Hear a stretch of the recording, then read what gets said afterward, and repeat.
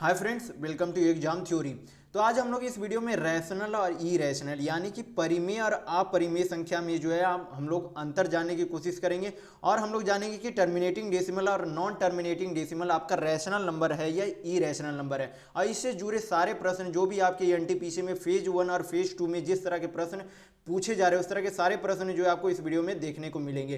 तो आप इस वीडियो के अंत तक जरूर बने रहिएगा। तो अगर आप इस चैनल पर नए हैं तो हमारे चैनल को सब्सक्राइब जरूर कर लीजिएगा। ये हमारा सोशल मीडिया प्लेटफॉर्म है, आप हमसे यहाँ भी जुड़ सकते हैं। इसके लिंक इस वीडियो के डिस्क्रिप्शन बॉक्स में आपको मिल जाएंगे और इस वीडियो को अपने दोस्तों के साथ शेयर करना बिल्कुल भी नहीं भूलिएगा। तो सबसे पहले हम लोग देखेंगे कि रैशनल और इरेशनल नंबर जो है किसे कहते हैं और दोनों में अंतर क्या होता है। तो सबसे पहले आप लोग जान लेंगे कि रैशनल नंबर उसे कहते हैं जिसे p/q फॉर्म में किसी भी संख्या को p/q फॉर्म में लिखा जा सके। जिस भी संख्या को p/q फॉर्म में लिखा जा सकता है उसे क्या कहेंगे, रैशनल नंबर कहेंगे। और जिस भी संख्या को p/q फॉर्म में नहीं लिखा जा सके, किसी भी संख्या जो भी संख्या जिसे p/q फॉर्म में नहीं लिखा जा सकेगा उसे क्या कहेंगे, इरेशनल नंबर कहेंगे। तो हम लोग एग्जाम्पल के तौर पे जो है जानने की कोशिश करेंगे कि किस संख्या को रैशनल और किस संख्या को इरेशनल नंबर कहा जाता है। तो सबसे पहले देखेंगे कि रैशनल नंबर। तो रैशनल नंबर आप देखेंगे कि 22/7 जैसे कोई संख्या दिया गया है तो 22/7 यहाँ पे देखेंगे ये जो है पहले से ही भी इसे जो है क्या किया गया, a/b फॉर्म में लिखा गया। तो ये जो आपका क्या बनता है, एक रैशनल नंबर बनता है। फिर आगे देखेंगे कि एक आपका रैशनल नंबर है या नहीं। तो एक के किसी भी संख्या के नीचे आपका क्या छुपा हुआ रहता है, एक छुपा हुआ ही रहता है। तो एक आपका क्या बन जाता है, a/b फॉर्म में लिखा जा सकता है, यानी कि ये आपका क्या है, एक रैशनल नंबर है। आपका क्या है, एक रैशनल नंबर है। फिर उसी तरीके से जानेंगे कि √4 आपका रैशनल नंबर है या इरेशनल नंबर है। तो जब हम इसे जो है क्या करेंगे, एक इंटीजर के रूप में चेंज करेंगे तो इंटीजर के रूप में क्या चेंज हो जाएगा, 2 हो जाएगा। तो किसी भी संख्या को अभी आपको बताया गया कि किसी भी संख्या की एक जो है नीचे छुपा हुआ रहता है तो एक जो है नीचे लिख दिया जाता है। तो यहाँ इसे जो है p/q फॉर्म में लिखा जा सकता है। तो यानी कि ये 2 जो है आपका, यानी कि ये आपका 4 जो है आपका अंडर रूट में दिया गया वो आपका क्या बनता है, एक रैशनल नंबर बनता है। फिर इसी तरीके से जानेंगे कि 0 आपका रैशनल नंबर है या नहीं। तो 0 बिल्कुल भी आपका रैशनल नंबर होता है क्योंकि आपका इसके नीचे भी आपका क्या होता है, एक छुपा हुआ ही रहता है। तो इसे जो है a/b फॉर्म में लिखा जा सकता है। तो ये भी आपका 0 भी आपका क्या बनता है, एक रैशनल नंबर बनता है। फिर आगे आप देखेंगे कि √8 आपका रैशनल नंबर है या इरेशनल नंबर है। तो √8 को जब आप तोड़ेंगे तो क्या बनता है, एक आपका 2√2 बनता है। तो √2 का कोई भी एक निश्चित वैल्यू नहीं होता है। इसे जो है आमतौर पर बताया जाता है कि √2 का वैल्यू 1.414 होता है। लेकिन जब आप इसे जो है बेसिक तरीके से निकालने के लिए जाएंगे तो आगे भी इसके वैल्यू आती जाएगी। कभी भी जो है इसे के √2 का मान जो है कभी भी अंत नहीं होता है। तो इसलिए किसी भी जो है रूट के अंदर जो वैल्यू इंटीजर के रूप में चेंज नहीं होता है उसे जो है क्या कहते हैं, इरेशनल नंबर वो संख्या बन जाता है। तो यहाँ पे आपका √8 जो है क्या बन जाता है, एक इरेशनल नंबर बनता है। तो ये आपका एक रैशनल नंबर नहीं है। तो अब इरेशनल जो है एग्जाम्पल के तौर पर जो है समझेंगे कि इरेशनल नंबर जो है किसे कहते हैं। तो इरेशनल जैसे कि आपको बताया गया कि p/q फॉर्म में जिस भी संख्या को p/q फॉर्म में नहीं लिखा जा सके उसे जो है क्या कहा जाता है, इरेशनल कहा जाता है। जैसे कि एग्जांपल से समझेंगे पाई का मान। तो पाई का मान आपका क्या आता है, 3.14। इसके आगे भी जो आपके वैल्यू जो है क्या होते हैं, आते जाते हैं। तो कभी भी जो है इसका अंत वैल्यू का नहीं होता है। तो पाई आपका क्या एक बनता है, इरेशनल यानी कि अपरिमेय संख्या बनता है। उसी तरीके से जाने कि √3 हो गया, आपका √7 हो गया, या फिर आपका हो गया इस तरीके से कि 13.7। तो ये सब आपकी संख्या रैशनल है या इरेशनल है। तो जब भी देखेंगे ये आपका क्या बनेगा, कभी भी √3 का वैल्यू आमतौर पर आपको बताया जाता है कि 1.732 बनता है। क्या बनता है, एक 1.732 बनता है। लेकिन कभी भी इसका जो है आगे अगर आप बेसिक तरीके से निकालेंगे तो कभी भी इसका जो है मान का अंत नहीं होता है कहीं भी। उसी तरीके से √7 का भी मान कहीं भी जो एक निश्चित तौर पर नहीं निकाला जा सकता है। तो जिसका भी मान है आपका जो एक फिक्स्ड टाइम तक जो है आपका नहीं निकले तो आपका क्या बन जाता है, एक इरेशनल नंबर बन जाता है। लेकिन अगर आपको यहाँ पे √16 दिया गया हो, क्या दिया गया हो, √16 दिया गया हो, तो इसे हम लोग क्या करेंगे, इंटीजर के रूप में 4 लिखा जा सकता है। तो 4/1 आपको बताया गया कि किसी भी संख्या के क्या एक नीचे छुपा हुआ रहता है, तो इसे a/b फॉर्म में लिखा जा सकता है, यानी कि ये आपका √16 क्या है, एक रैशनल नंबर है। तो आशा करता हूँ आपको जो है रैशनल और इरेशनल में जो है आपको अंतर पता चल गया होगा। तो अब हम लोग जानने की कोशिश करेंगे कि टर्मिनेटिंग डेसिमल और नॉन टर्मिनेटिंग डेसिमल आपका रैशनल नंबर होता है या इरेशनल नंबर होता है। इस तरह के प्रश्न जो है आपके आने वाले परीक्षाओं में आपको देखने को मिल सकते हैं, जो कि आपको काफ़ी जो है देखने को अभी तक मिल भी रहे हैं। तो हम लोग देखेंगे कि टर्मिनेटिंग डेसिमल और नॉन टर्मिनेटिंग डेसिमल में अंतर क्या होता है और कौन जो है आपका रैशनल नंबर है और कौन सी संख्या है जो आपका क्या है, इरेशनल नंबर है। तो टर्मिनेटिंग डेसिमल में आपको क्या कहा जाता है, हिंदी में शांत दशमलव कहा जाता है। तो टर्मिनेटिंग डेसिमल एग्जाम्पल से हम लोग समझेंगे कि इसे जो है टर्मिनेटिंग डेसिमल कहा जाता है। तो टर्मिनेटिंग डेसिमल उसे कहा जाता है जिसका कहीं पर अंत हो, जैसे कि यहाँ पे लिखा गया एग्जाम्पल में 0.15 लिखा गया। तो 0.15 यहाँ तक आपको क्या हो गया, यहाँ तक आपकी संख्या अंत हो गई। तो इसे जो है आप क्या लिख सकते हैं, a/b फॉर्म में लिख सकते हैं, यानी कि 15 आप यहाँ पे क्या लिख सकते हैं, 100 लिख सकते हैं। और इसे जो है कैलकुलेट करने पर आपका क्या आ जाएगा, 5 तिया 15 और 20 बचे आपका क्या चलाएगा, 100 चलाएगा। यानी कि इसे क्या लिख सकते हैं, a/b फॉर्म में लिखा जा सकता है। तो इससे एग्जाम्पल से हमें पता चलता है कि टर्मिनेटिंग डेसिमल भी आपका क्या है, एक रैशनल नंबर है।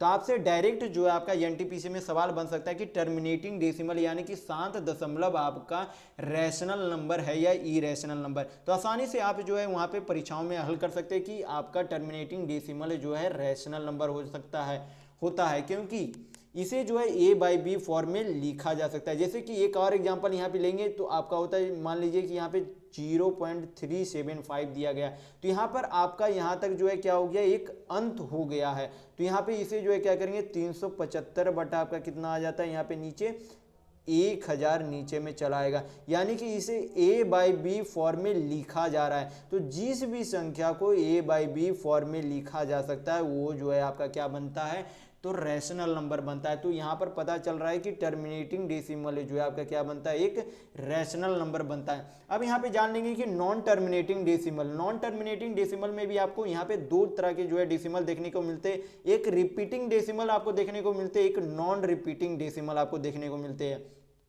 रिपीटिंग डेसिमल आपका हो गया हिंदी में पुनरावृत्ति दशमलव और नॉन टर्मिनेटिंग हो गया अपुनरावृत्ति दशमलव। तो नॉन रिपीटिंग डेसिमल में यहाँ पे आपको बोला जाएगा कि non terminating repeating decimal rational है या इरेशनल नंबर है। तो यहाँ पे एग्जाम्पल के तौर पे जो आपको समझाने का कोशिश करता हूँ कि ये आपका रैशनल है या इरेशनल। तो आपका यहाँ पे बोला जा रहा है कि रिपीटिंग डेसिमल है, जैसे कि मान लीजिए यहाँ पर आपको कोई संख्या दिया गया है 0.6666, इस तरीके से आगे जो है संख्या दी गई है। तो यहाँ पर आपको दिख रहा है कि यहाँ पे एक संख्या जो है क्या हो रही है, रिपीट हो रही है। तो इसी तरीके के संख्या को क्या कहा जाता है, नॉन टर्मिनेटिंग रिपीटिंग डेसिमल कहा जाता है। तो आपसे पूछ लिया जाएगा कि नॉन टर्मिनेटिंग रिपीटिंग डेसिमल आपका रैशनल है या इरेशनल नंबर है। तो यहाँ पे आप बोलेंगे कि रैशनल नंबर है। क्यों रैशनल नंबर है, तो यहाँ पे देखेंगे यहाँ पे जो है 0.6 पे रेकरिंग, इस तरीके से आप क्या कर सकते हैं, लिख सकते हैं। तो जब ऊपर में आपका रेकरिंग आ गया तो इसे जो है a/b फॉर्म में लिखा जा सकता है चेंज करके, यानी कि 6/9 लिखा जा सकता है, यानी कि कैलकुलेट करेंगे तो यहाँ पे 2/3 आ जाता है। यानी कि आपका नॉन टर्मिनेटिंग रिपीटिंग डेसिमल एक आपका क्या बनता है, एक रैशनल नंबर बनता है। क्या बनता है, एक रैशनल नंबर बनता है, क्योंकि इसे जो है a/b फॉर्म में लिखा जा सकता है। तो अब जानेंगे कि non terminating non repeating decimal आपका रैशनल है या इरेशनल। तो एग्जांपल के तौर पे जो हम लोग समझने की कोशिश करेंगे एग्जांपल से, तो एग्जाम्पल से देखेंगे कि नॉन टर्मिनेटिंग नंबर उसे कहा जाता है जिसका कि कभी भी कोई अंत नहीं हो। जैसे कि आपका चलता चला जाए कि 2 3 हो गया, फिर आपका 5 7 हो गया, फिर 6 8 हो गया, फिर 2 3, कभी भी जो ये संख्या अंत नहीं हो, आगे भी जो है इस तरीके से नंबर चलता चला जाए तो उसे क्या कहते हैं, non terminating non repeating decimal कहा जाता है। तो यहाँ पे साफ पता चल रहा है कि आपको बताया गया कि जिस भी संख्या का वैल्यू का मान निश्चित तौर पर नहीं निकले, तो निश्चित तौर पर नहीं निकलेगा तो उसे जो है a/b फॉर्म में चेंज नहीं किया जा सकता, यानी कि a/ या फिर p/q फॉर्म में नहीं चेंज किया जा सकता। तो जब भी उसे p/q फॉर्म में नहीं चेंज करेंगे तो वो क्या इरेशनल नंबर बनेगा। तो आपको आशा करता हूँ ये आपको भी समझ में आ गया होगा कि टर्मिनेटिंग डेसिमल और नॉन टर्मिनेटिंग डेसिमल में अंतर क्या है और कौन आपका रैशनल नंबर है और कौन आपका इरेशनल नंबर है। तो हम लोग अब क्वेश्चन की तरफ बढ़ेंगे तो देखेंगे एनटीपीसी में किस तरह के जो है आपके सवाल परीक्षाओं में बन रहे हैं। तो हम लोग देखेंगे आज का जो है पहला क्वेश्चन। तो पहला क्वेश्चन आपका बनता है कि यहाँ पे √2 दिया गया इंटू √3 दिया गया है। आपको बताना है कि ये संख्या जो है आपका रैशनल नंबर है या इरेशनल नंबर है। तो इसे हल करने पर आपका क्या बनता है, √6 बनता है। तो √6 का आपका कितना भी जो है वैल्यू निकालते चले जाएंगे, कभी भी इसका जो है अंत नहीं होगा। जैसे कि मान लीजिए इसे जो है नॉर्मल तरीका से, बेसिक तरीके से करने की कोशिश करते हैं। यहाँ पे 2 दूनी 4 हो गया। यहाँ पे पॉइंट जब बैठेगा यहाँ पर भी आपका 4 चलाएगा, यहाँ पे 2 बचेगा। यहाँ पे पॉइंट बैठाएंगे तो यहाँ पे 2 शून्य चला जाएगा। यहाँ पे 4 चक 16, फिर यहाँ पे जो है 4 आ जाएगा। तो कभी भी संख्या जो है आगे भी आते तक जो है कभी भी अंत इसका नहीं बनेगा। तो जिस भी संख्या को जो है इंटीजर में चेंज नहीं किया जाए रूट को, वो जो है आपका क्या बनता है, एक इरेशनल नंबर बनता है। तो ये आपका जो क्वेश्चन है ये क्या है, ये पूरी तरीके से इरेशनल है। ये जो आपका एनटीपीसी में पूछा गया प्रश्न है, तो ये आपका क्या है, पूरी तरीके से इरेशनल नंबर है, यानी कि अपरिमेय संख्या है। कौन सी संख्या है, अपरिमेय संख्या। तो चलिए नेक्स्ट क्वेश्चन की ओर बढ़ेंगे। तो नेक्स्ट क्वेश्चन आपका बनता है कि यहाँ पर दे दिया गया है कि 7 + √6 आपका दिया गया प्रश्न है कि 7 + √6 आपका रैशनल है या इरेशनल नंबर है। तो जब भी √6 का कोई भी निश्चित मान नहीं हो तो साथ में हम 2 पॉइंट करके कुछ भी जोड़ते चले जाएंगे आगे, तो कभी भी इसका मान निश्चित होगा ही नहीं। तो जिस भी आपका मान जो है कभी भी निश्चित होगा ही नहीं, उसे जो है क्या कहा जाता है, इरेशनल नंबर कहा जाता है। तो चलिए बढ़ेंगे नेक्स्ट क्वेश्चन की ओर। तो नेक्स्ट क्वेश्चन में आपका है कि √3 - √2 बताना है कि आपका रैशनल नंबर है या इरेशनल नंबर है। तो √3 का वैल्यू आपको बेसिक तरीके से याद करने के लिए बताया जाता है कि 1.732 होता है। लेकिन कभी भी इसका मान जो है या यहाँ तक अंत 2 तक आका आपका अंत नहीं हो जाता मान, इसके आगे भी जो है आपका मान चलता जाता है। तो कभी भी √3 या फिर √2 का मान एक निश्चित वैल्यू नहीं होता है। तो इसे जो है निश्चित वैल्यू जिसकी नहीं है, किसी भी संख्या से घटा दे, वो कभी भी जो है निश्चित वैल्यू यानी कि a/b या फिर p/q फॉर्म में नहीं लिखा जा सकता है। तो ये भी संख्या आपका क्या बनता है, एक इरेशनल नंबर बनता है। तो देखेंगे क्वेश्चन नंबर 4, इस तरह के प्रश्न जो आपके परीक्षा में पूछे जा रहे हैं। यहाँ पर √5 और √7 दिया हुआ है और इसके बीच बोला जा रहा था कि आपका एक रैशनल नंबर √5 और √7 के बीच जो है कौन सा होगा। तो √5 का जो आपको वैल्यू निकालने का आसान तरीका इस तरीके से बनता है कि √5 को आप क्या करें, ऊपर नीचे जो है क्या करें, 100 से मल्टीप्लाई कर दे। ऊपर नीचे क्या करेंगे, 100 से मल्टीप्लाई कर देंगे। तो √500 का आपका सबसे नज़दीक मान जो है आपका कौन सा होता है, किसका स्क्वायर बनता है, आपका 22 का स्क्वायर बनता है। 22 का स्क्वायर आपका कितना बनता है, 484 बनता है। और 23 का स्क्वायर 529 बनता है। तो जो आपका सबसे नज़दीक का स्क्वायर रहेगा उसका क्या करेंगे, वैल्यू यहाँ पे लिख देंगे। तो क्या बनता है आपका 22 का स्क्वायर बनता है। नीचे आपका क्या चला जाएगा, 10 आ जाएगा, यानी कि √5 का वैल्यू आप क्या लिख सकते हैं, 2.2 लिख सकते हैं। इसी तरीके से √7 का वैल्यू जो है आप क्या लिख सकते हैं, ऊपर नीचे जो है क्या करेंगे, 100 से मल्टीप्लाई कर देंगे। क्या करेंगे, 100 से मल्टीप्लाई कर देंगे। तो ऊपर जो है आप देखेंगे कि इससे कम जो है किस संख्या का स्क्वायर बन रहा है। तो इससे कम देखेंगे आपका क्या बनता है, 25 का 625, 26 का 676 बनता है। तो यहाँ पे आपका क्या बन जाता है, 26, और नीचे जो आपका क्या रह जाएगा, 10 रह जाएगा, यानी कि √7 का वैल्यू जो आपका क्या आ जाता है, 2.6 आ जाता है। इस तरीके से आप जो आसानी से जो है किसी भी रूट का वैल्यू जो है आप आसानी से निकाल सकते हैं, पॉइंट के बाद जो है एक संख्या तक। तो यहाँ पे √5 का वैल्यू आपका क्या आ गया, 2.2 आ गया, और √7 का वैल्यू आपका क्या आ गया, 2.6 आ गया। तो इस तरीके से देखना है कि इस संख्या और इस संख्या के बीच में जो है कौन सी संख्या आपका ऑप्शन में है। तो यहाँ पे देखेंगे पहली जो है यहाँ पे दिया गया 5 दूनी 10 और 10 दू 12, 12/5 को आप जब डिवाइड करेंगे तो 12/5 आपका क्या बन जाता है, 2 पॉइंट और 2 बचेगा आपका, तो 2.4 यहाँ पे बन जा रहा है। तो यहाँ पे 2.4 आपको साफ नज़र आ रहा है कि यहाँ पे क्या बन रहा है आपका इस संख्या, ये जो आपका √5 का वैल्यू दिया गया था और √7 का वैल्यू जो दिया गया था उसके बीच में आपका ये संख्या बन रहा है। तो यानी कि आपका ऑप्शन नंबर ए जो है बिल्कुल सही होगा। तो ये आपका जो है एनटीपीसी में पूछे गए सवाल है। एक देखिए क्वेश्चन नंबर 5 में आपको जो है इस तरीके से सवाल बन रहे हैं कि दिया गया है, मान लीजिए संख्या की 3 रूट क्या है 40 दिया गया गया है और आपसे पूछा जा रहा है कि रैशनलाइजिंग फैक्टर क्या है आपका। यहाँ पे मैं पहले लिख देता हूँ, यहाँ पे आपका रैशनलाइजिंग फैक्टर क्या है। तो रैशनलाइजिंग फैक्टर आपको क्या करना है, 40 को पहले जो है पूरी तरीके से तोड़ना है। तो 40 को यहाँ पे तोड़ेंगे तो क्या मैं इसे जो है आप इस रूप में लिख सकते हैं, तो 2 दूनी 4 जो है आपका बाहर चलाएगा और यहाँ पे अंदर आपका क्या बचेगा, √10 बच जाएगा। तो जो भी आपका रूट का वैल्यू बचा हुआ है उसे क्या करेंगे, उसी से जो है एक रूट का वैल्यू जो है और उसी से क्या करेंगे, मल्टीप्लाई कर देंगे। तो ये आपका क्या बन जाता है, एक रैशनल नंबर बन जाएगा। तो रैशनलाइजिंग फैक्टर बनाने के लिए जो भी आपके रूट में जो भी संख्या आपकी दी हुई रहेगी, जितनी भी है या फिर आपकी बचेगी, उस संख्या का उतना रूट से आपको क्या कर देना है, गुना कर देना है। तो वो आपका क्या बन जाएगा, रैशनलाइज बन जाएगा। और जिससे आप गुना कर रहे हो वो आपका क्या बन जाएगा, रैशनलाइजिंग फैक्टर बन जाएगा। तो इस तरीके के भी सवाल जो है आपसे परीक्षाओं में बन रहे हैं। तो देखेंगे नेक्स्ट क्वेश्चन, क्वेश्चन नंबर 6। यहाँ पे जो है आपसे इस तरीके से सवाल पूछे जा रहे हैं कि यहाँ पे दिया गया है 3√200। ये आपको बताना है कि आपका रैशनल नंबर है या फिर इरेशनल नंबर है, ये आपको बताना है।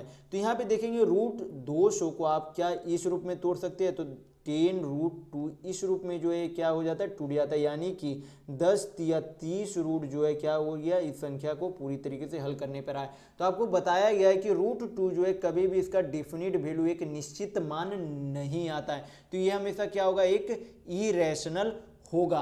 तो ये क्वेश्चन और हम लोग देखेंगे कि क्वेश्चन नंबर 7। यहाँ पे हम लोग एक और क्वेश्चन देखेंगे कि x बराबर मान लीजिए आपको दिया गया है कि 0.369, आगे भी जो है इस तरीके से दिया गया है, यहाँ पे 369 है, और एक y बराबर दिया गया है कि 0.123 123 और 123 यहाँ पे दिया गया। तो इस प्रश्न से जो आपको पता चल रहा है कि ये आपका कौन सी संख्याएं बन रही है, एक तरह से repeating, non terminating repeating decimal बन रहा है। तो इसे जो है आपको बताना है कि x + y एक रैशनल नंबर है या इरेशनल नंबर है। आपको बताना है कि x + y आपका रैशनल नंबर है या इरेशनल नंबर है।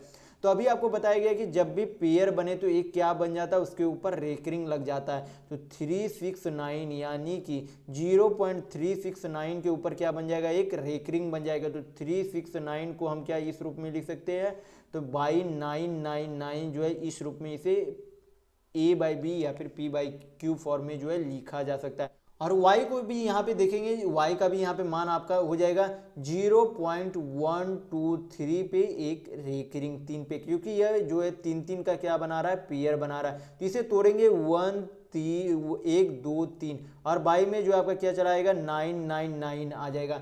जितनी संख्या पे रेकरिंग आता है उतना ही 9 आपका क्या हो जाता है, नीचे चला आता है। तो ये भी जो आपका क्या बन रहा है, a/b या फिर p/q फॉर्म में जो है ये आपका बन रहा है। तो इसे जब जोड़ेंगे तो आपका कितना बन जाएगा, 369 + 123 बाई 999। तो कोई भी संख्या यहाँ पे जो आपको जोड़ा जाएगा तो ये जो है a/b फॉर्म जो है बना रहा है। यानी कि x + y जो आपका क्या बन रहा है, एक रैशनल नंबर बन रहा है, यानी कि एक परिमेय संख्या बन रहा है। तो आशा करता हूँ ये आपको वीडियो जो है पसंद आया होगा। तो पसंद आया तो इस वीडियो को लाइक जरूर कीजिएगा और नए हैं तो सब्सक्राइब जरूर कर लीजिएगा। और इस वीडियो को अपने दोस्तों के साथ शेयर करना बिल्कुल भी नहीं भूलिएगा। ये हमारा सोशल मीडिया प्लेटफॉर्म है, आप हमसे यहाँ भी जुड़ सकते हैं। इसके लिंक इस वीडियो के डिस्क्रिप्शन बॉक्स में आपको मिल जाएंगे। इस वीडियो में बस इतना ही, मिलते हैं अगले वीडियो में, तब तक के लिए धन्यवाद।